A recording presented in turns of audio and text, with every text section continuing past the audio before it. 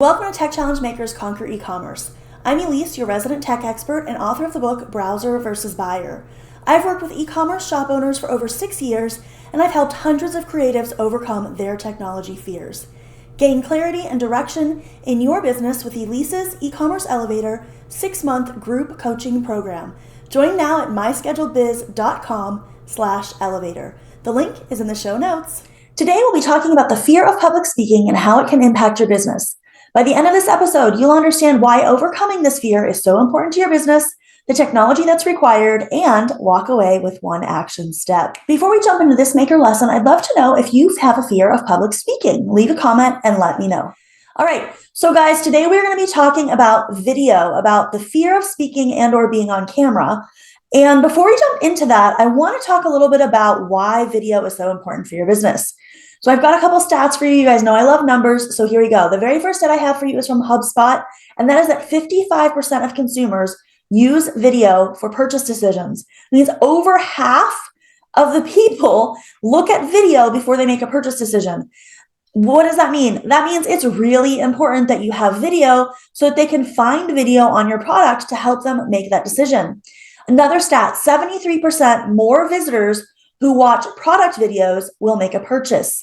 So what does that mean? That means that if you have product videos on your website or somewhere else, it will help people to make a purchase. 73% who watch product videos make a purchase. 71% of consumers prefer video over other marketing content. What does this mean? It means they are more likely to watch your video than to look at your still image post. Okay, my second thought here is that connection leads to sales, and video helps you build connection with your audience. So 64% of consumers want brands that will connect with them. Forbes has a stat that says that companies that provide an emotional connection with customers outperform the sales growth of their competitors by 85%. So the people that are successful, they've got video, they've got connection, they're doing it. 57% of consumers spend more with brands that they feel connected to. So this is another stat talks about how connection is going to get you sales. And finally, 70% of consumers deeply connect with a brand whose CEO has an active social media presence. So when you take all these stats together and you look at them, what they are telling you is video is the winner and people want to know who you are as the owner of your business. So if you want to get those sales, if you want to make that connection, if you want to get more people to buy what you're selling, you need to be putting yourself on camera and using social media and your website to promote those videos. Before we jump into the rest of the episode, please share this podcast with other business owners that it can help. Also, be sure to stick with me to the end of the video to learn your challenge for today and implement what you've learned. Now, I know many of you have considered using social media and or video for your brand, but you haven't. Or maybe you've implemented it on a very, very small scale and done 1 or 2 videos. It is time for you to step out and actually do it. If you really want to grow your brand, this is what it's going to take. Video is going to get you there. So I want to share some of my last 60 days of stats. I've really rolled out doing some more video implementation, and I'm going to be doing a release that is all about how to use TikTok and YouTube to grow your business. It's going to be a new challenge course that I'm going to be releasing in October. So I highly recommend you join me. These are some of the stats for my own brand. So on YouTube, the new videos that I've started doing have garnered me 6,200 video views in the last 60 days, 131 watch hours, 43 new subscribers. They were responsible for 9% of my website visits. 9% is a large amount. 1 out of 10 people basically came to my site from YouTube, and 15% of my total sales. And all of that is thanks to video. Okay. Next set of stats I have for you is from TikTok.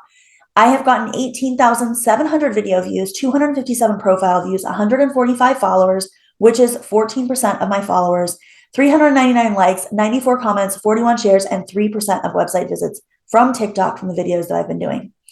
Instagram Reels, 7,233 video views, 190 profile views, 4 followers, 219 likes, 26 comments, 8 saves, and 4% of my website visits. So what does this tell me? This tells me that people are coming to my website from social. People are buying on my website from video and from social. What does this mean to you? This means if your goal is to get sales, if your goal is to get more website visits, one way to do that is using video on social.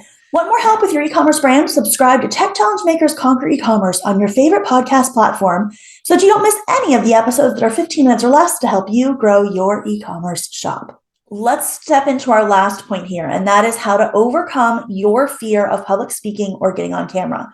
This is something I hear all too often from entrepreneurs, makers, creatives.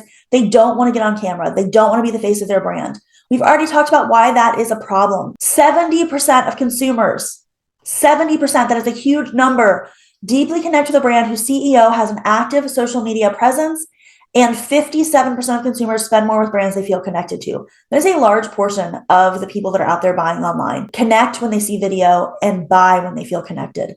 So it is incredibly important that you understand this and know what impact this can have on your business.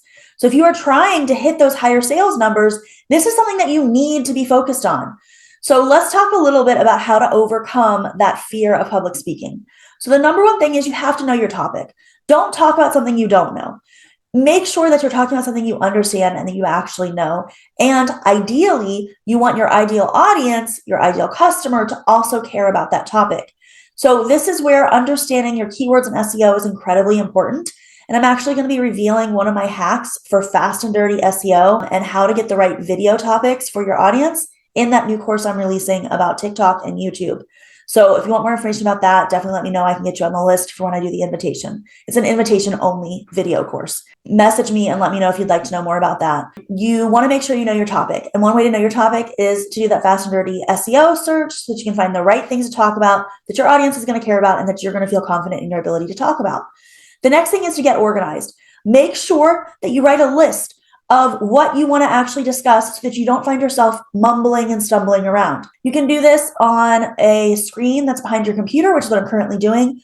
I just have an outline of what I want to talk about, and then I just glance at my screen whenever I want to see what the next topic is. You can even do this with a sticky note, and I will be revealing my sticky note tips about how to speak in that same course that I just talked about.